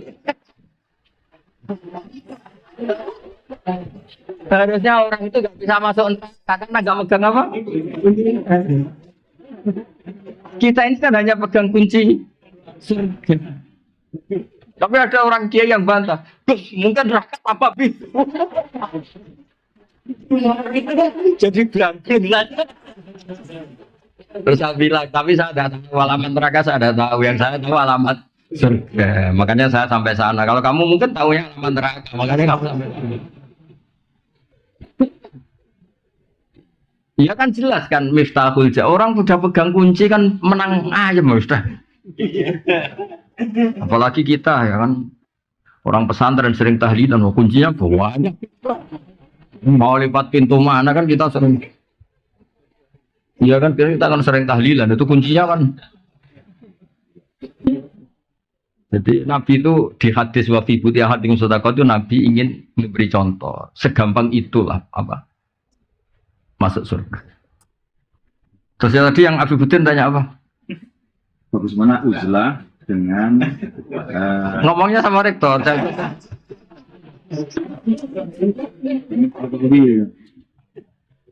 Termasuk yang sudah uzlah, tapi tadi karena tetap punya kesadaran kitmanul ilmi itu dosa dan tabligh itu wajib. Makanya tak ganti saya ngaji Rebo itu ya kayak saya nemuin jenengan. Saya sering cerita ke anak-anak saya uzlah itu enggak kena hisab Allah. Karena praktiknya saya kalau urusan ilmu itu saya nerima tamu tapi hanya urusan ilmu. Kalau tamu-tamu apalagi adat NU itu kadang kan kacau. Maksudnya kacau gini, kiainya itu istrinya satu. Kadang tanya, Gus, doain saya istri 4 tuh rukun semua. Aduh. Terus ada kiainya tuh karuan miskin, nggak punya pom. Saya sering punya tamu, Gus saya ini punya pom 2, doain laku semua. Itu kan bikin kiainya ngenes, kiainya itu nggak punya pom. Saya itu termasuk kenapa nggak terima tamu itu dosanya tamu-tamu yang ngawur-ngawur itu. Maksudnya. Saya sebetulnya termasuk kiai yang mapan ya, tapi mewakili kiai-kiai yang tidak lebar. Itu sering kiai-kiai kampung komplain saya. Gus, bener jenengan Gus. Kadang kita mau izin kurang ajar terus serti aku melarat. Iso kon ndongakno pom, wong aku tuku bensin ya utang. Jadi kadang-kadang kiai-kiai desa mau go jimat tok disangoni 100.000. Ih ndongakno toko kularis ngene-ngene lho. Itu kan pamer halus loh, sebetulnya itu pamer halus. Jadi uzlah itu ya ada sebabnya, dipicu tadi kemarahan-kemarahan sama tamu-tamu itu. Lo tamu kok sopan tuh gimana? Tema yang nentukan dia. Kita yang punya rumah mungkin kan punya masalah keluarga, tapi tamu itu kan yang menentukan tema. Iya saya mau nikah lagi, doain 2 istri saya rukun. Mungkin ini kan juga ngenes. Kadang istri satu saja mendekati cerai kok ada orang. Oh iya kan ngawur betul itu tamunya itu. Jadi sampean kan gak rasane jadi kiai itu kalau tamu itu macam-macam. Saya kan termasuk kiai yang nggak pati tertarik kaji berkali-kali. Saya pernah haji. Itu kadang ada tamu travel. Saya doain setiap tahun bisa haji. Padahal saya tidak termasuk yang berpendapat itu penting. Tapi dia memaksakan untuk didoain tiap tahun bisa haji. Nah ngawurnya lagi kadang dia salam template di depan. Kalau nggak bilang iya kan sungkan. Makanya saya kan termasuk kiai mapat. Saya bilang, ini kalau kamu udah ikhlas. Temanya apa dulu? Uang pegang dulu kan? Saya bilang, saya ini kiai mapan loh, udah mati butuh kata katanya. Mikir dia, kalau ngadepin saya mikir. Wah repot musuh Gus Pak. Saya bilang, saya ini kiai mapan loh. Nah uzlah itu yang pasti benar adalah menghindari hal-hal yang tidak penting atau yang mengarah ke maksiat. Yang mesti salah menghindari hal wajib. Maka cerita yang Imam Ghazali keluar dari Nudhamiyah itu belum Anda teruskan. Sebenarnya Imam Ghazali setelah uzlah dan beliau menulis Ihya itu digojlok sama guru-gurunya yang wali-wali itu. Beliau mengalami kasyaf, digojlok gini. Enak-enakan kamu di sini. Dulu orang-orang baik itu wa'udhu fisabili, disakiti ketika berjuang belain saya. Nabi ditanya orang-orang Bedui kadang menyakitkan pertanyaannya apa. Kalau kamu di sini enggak mengalami wa'udhu fisabili. Makanya terus beliau kembali tapi tidak jadi rektor, terus bikin madrasah 2. Yang depan madrasah fikih, yang belakang madrasah tasawuf. Khonikah namanya itu. Jadi akhirnya beliau kembali tapi enggak jadi apa? Rektor. Tapi tetap apa? Ngajar. Jadi kalau ke depan ngajar apa? Oke. Kalau belakang ngajar thariqah kalau di Indonesia. Jadi nak neguri istighosa, nak ngarep hada halal, hada haram. Jadi saya juga melakukan itu. Saya ini sudah uzlah, tapi kalau ada ngaji satu ngaji. Saya tuh kalau ngaji Jalal itu setengah 12 sampai setengah 4 biasa saya berjam-jam. Karena ngafaroi saya sudah tidak bisa nerima tamu. Tapi saya pastikan asal usul pemicunya itu tamu-tamu tadi yang saya sebut itu. Saya tidak pernah berdoa mereka dimaafkan Allah sudah gak apa-apa. Dimaafin apa tidak gak penting. Tapi saya yakin Allah itu memaafkan itu sudah gak usah didoain tapi nanti Allah maafkan. Karena kelirunya juga keliru-keliru yang lucu aja. Saya pernah marahin tamu sampai sekarang ingat. Dan marah saya pasti didengar Allah. Meskipun saya ada perempuan. Kayak jadi. Ada tamu, anaknya itu ganteng. Ganteng resi. Ini penting, kata ganteng juga penting. Karena ini kasusnya dia itu gak punya apa-apa. Dia ganteng resi. Tanya. Kebetulan pas surup. Orang Jawa kan sandiolo. Surup itu kan sandiolo. Surup-surup saya itu masih open house pas itu. Masih nerima tamu. Gus, saya dari daerah ini gini-gini. Kebetulan orang Pati yang sekarang baru rame itu. Kebetulan dia orang tapi ya kebetulan.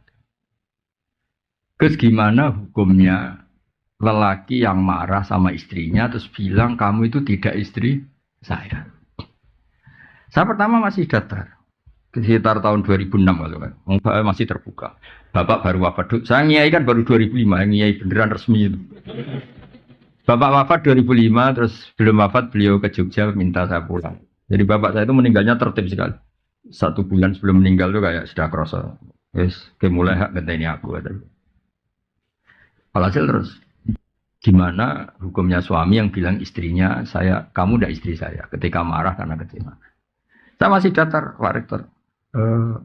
Kamu kenal orangnya, kenal Gus. Coba telepon, saya mau tanya.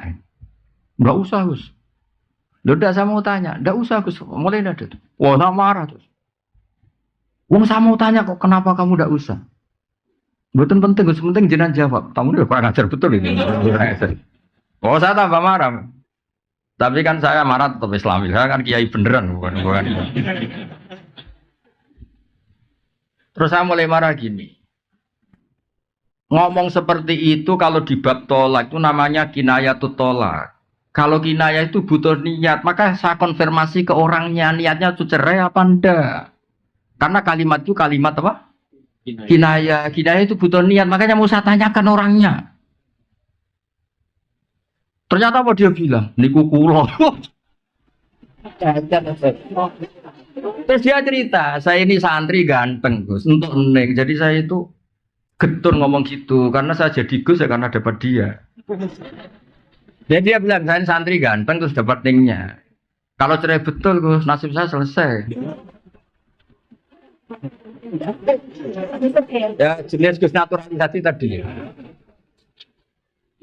Akhirnya saya tuh kan tadi saya bilang kan saya ini kiai tetap baik, tak tunjukkan takbir di I'ana. Termasuk kinayatut tolak itu lasti bizaujati. Ada orang ngomong lasti bisa kamu itu tidak istri saya. Karena bisa saja niatnya itu lam tu amilni muamalataz zauja. Kamu tidak memperlakukan saya sebagaimana istri. Jadi tidak sampai kotu ala kotin neka.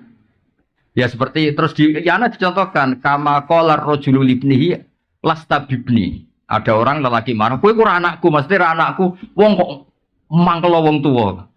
Tapi kan dia juga gak ingin kalau anaknya kabur kan. Ketika kamu bilang kamu tidak istri saya itu ingin kamu apa? Ya ben ngergani kula kok ora kok sampai apa? Cerai. Ya berarti tidak cerai itu masih kinayah. Itu jubalin nek kelakuan ngene wae. Ngel-ngel wong ngandani wong ora oleh nelpon ta. Ngapunten mbakmu.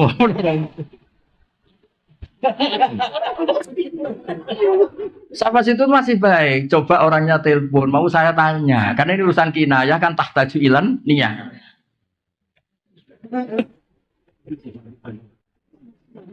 Dia boten usah Gus, dia malah menggurui saya. Ndak usah Gus.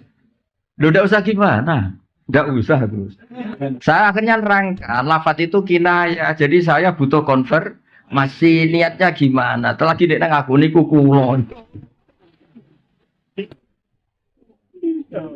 Andai kan sudah peristiwa rame ini di TV, dasar wong Pati gitu. Untung belum rame yang sekarang itu. Oh, akhirnya ya terus ada adzan maghrib, udah pulang-pulang, takok wae suruh ribet teman. Jadi maksud saya tadi ya, saya mohon yang di Sulisma yang nekuni fikih itu kalau perlu gajinya dinaikkan Pak Rektor yang lebih. Karena sudah pakai nama I itu apa? Ya kan sudah pakai nama apa? Islam. Itu kan kasihan I-nya kalau. Terus saya mohon tema yang diangkat yang sering itu yang berdoa ini kayak tadi sahnya tolak tidak, karena ini penting. Kadang-kadang karena kampus itu urusan kampus besar, terus temanya itu global, di dalamnya enggak. Kadang-kadang kan Ya tadi gimana fenomena Wahabi, Salafi, Syiah itu berapa kelompoknya.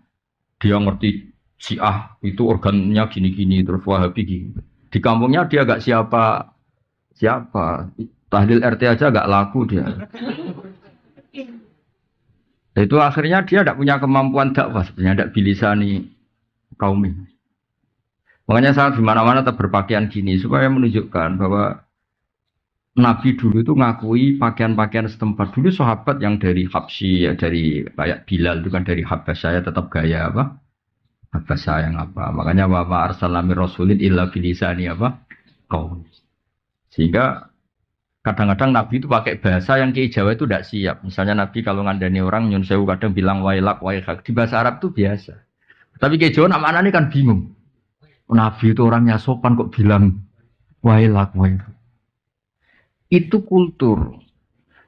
Kultur itu gak bisa diterjemahkan tuh sopan apa gak sopan kultur. Kayak orang Jawa Timur kalau orang Jogja bilang saya itu gak siap. Itu Gus ketemu orang Jawa Timur. Masa ketemu kanjeng loh, kon jauh urip toh. Itu coba kalau bayangkan kalau ada itu orang Jogja, betul bahasa itu. Satu kan lama kerja di Jogja. Saya punya teman di kantor itu rata-rata orang Jogja, ada orang Jawa Timur. Wah, itu mesti gak sambung. Lho bojomu cek iki orang Bu Ijol loh. Itu di Jawa Timur gak tersinggung ya? Iya, biasa kan. Dia bertobakan iya. Ya di Arab ya sama kira-kira bayangkan gitu. Wailak waihak itu nggak perlu diartikan sopan tidak sopan. Loh Nabi itu pernah ya bilang gini, bukankah orang masuk neraka itu karena lisannya? Itu orang Arab protes. Masa Nabi karena omongan saja kok masuk apa? Zaman itu awal-awal Islam. Nabi ngendikan apa? Sakilat ka umuk. Cek siale mbok mudi anak koyo ora pahaman. Sudah di suatu itu kalimatnya Nabi sakilat ka umum. Cek siale mbok mudi anak kowe gak pahaman. Tapi tadi yang kultur itu kata ulama-ulama enggak usah dianalisis nih sopan apa tidak. Sopan karena kultur tertentu begitu. Apa mana jenenge wong belah orang-orang laut itu kadang miso itu kayak salam ngono. Ya, kalau orang Jawa Timur paham sekali kan. Ya. Ini kan pura-pura khusyuk semua. Ya kan biasa kan? Betul. Apalagi Surabaya. Oh, kadang. Iya mau sok miso kancane kayak salam.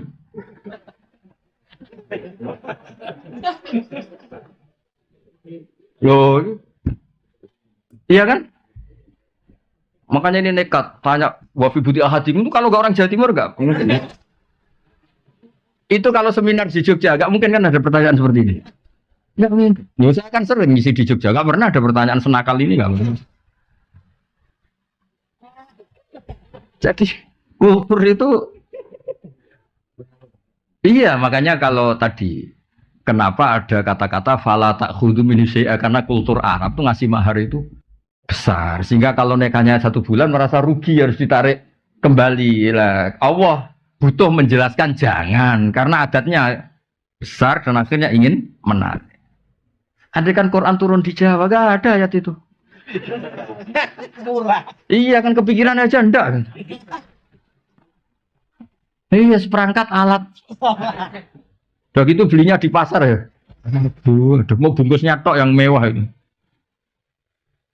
Ya, jadi itu termasuk saya mohon ini Pak Rektor yang ngurus agama itu gajinya dinaikin itu kalau enggak kasihan itu. Karena pengalaman di beberapa kampus Islam itu fakultas agama itu kan biasanya kecil karena mahasiswanya sedikit atau itu disubsidi sama kedokteran ekonomi. Akhirnya itu lucu yang ahli agama tawaduk sama yang tidak ahli agama. Loh, itu aja kan gitu. Saya itu kan lama kerja di Jogja, jadi tahu betul kayak gitu. Iya, itu nyata apa teori itu? Enggak, itu nyata apa teori? Jadi yang istilahnya apa kalau di Unisba VAI apa? PAI. Oh besar alhamdulillah. Ya, nah, itu harus itu. Bilangin aja, ini yang mewakili I. Unggul semua. Oh, jadi Dia harus serius itu.